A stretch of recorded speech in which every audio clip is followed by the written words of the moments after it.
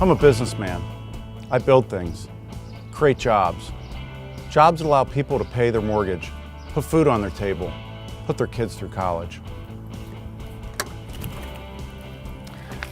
TPP is a job killer.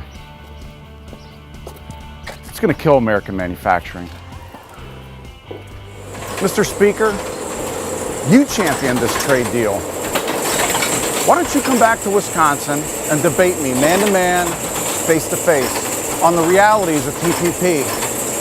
And if you don't want to debate me, maybe we can arm wrestle.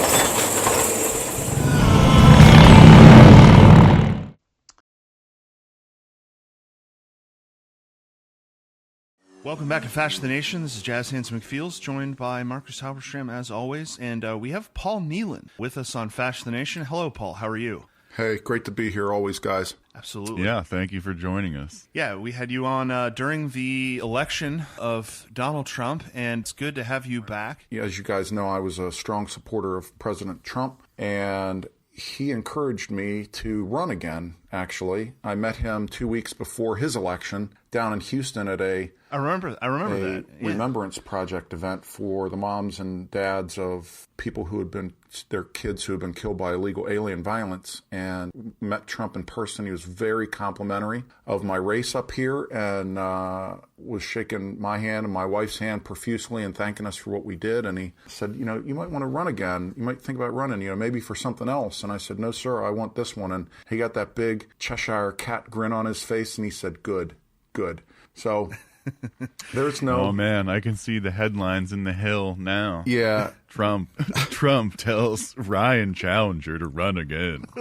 And up for me. And you're exactly right. If people watch you stand in the face of the people like John Podhartz's of the world, the people who John want to throw their parentheses at you. Yeah.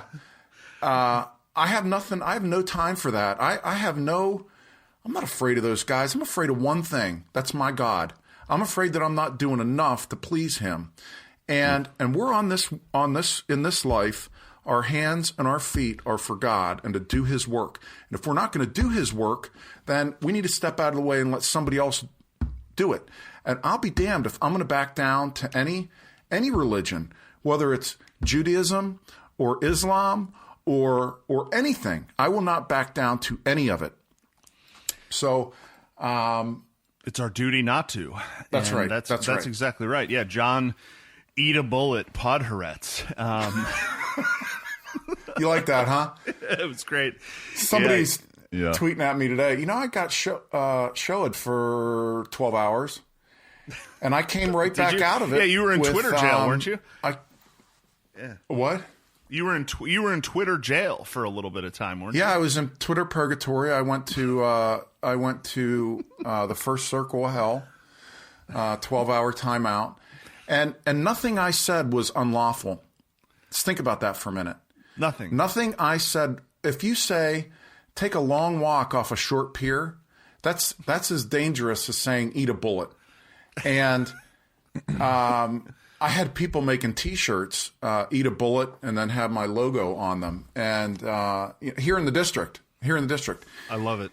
And, you know, you have got to be able to stand up to these folks. You know, I was in church last night. I had a Christmas concert, and some folks came up to me afterwards, and they were like, "Hey, we saw you on TV." You know, of course, they won't come to the TV stations won't come to my 17 public town halls and listen to the constituents or film it.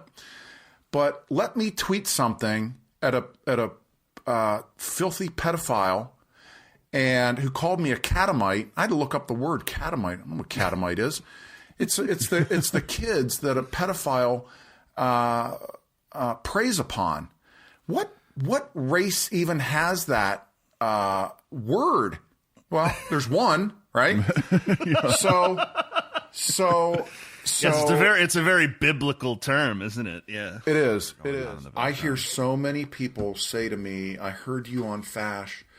You know, we loved hearing you." And look, you guys didn't send me any text messages or anything to say, here's what we're going to talk about.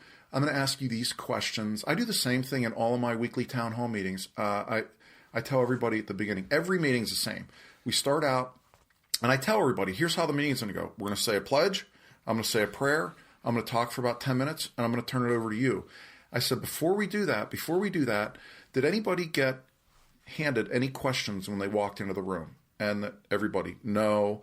So I didn't hand you, nobody on my staff handed you any questions. I didn't tell you that you couldn't ask me anything or we weren't going to touch. No. It's very important because Paul Ryan held a made-for-TV event here in Wisconsin, and you had to apply for tickets through CNN. And you had to submit your questions ahead of time to CNN. And they vetted the questions, and Ryan knew what questions were going to be asked ahead of time. Of course. And that's the not a known town friend hall. to That's the a made-for-TV conservative. event.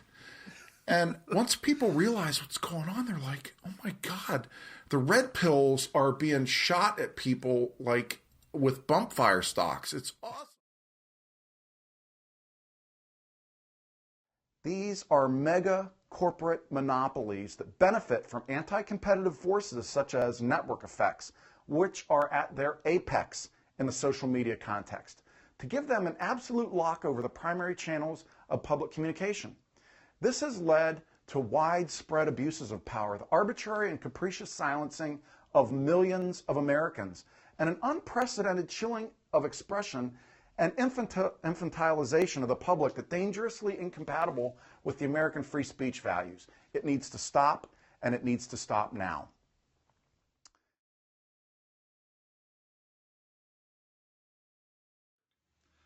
Over the last week or two, I've used some inartful language on Twitter. Predictably, the trolls there have seized on it to claim that I'm a bigot, that I'm a Nazi, a fascist, or a white nationalist. Once again, the media has decided to carry these claims in the form of their fake news. Why?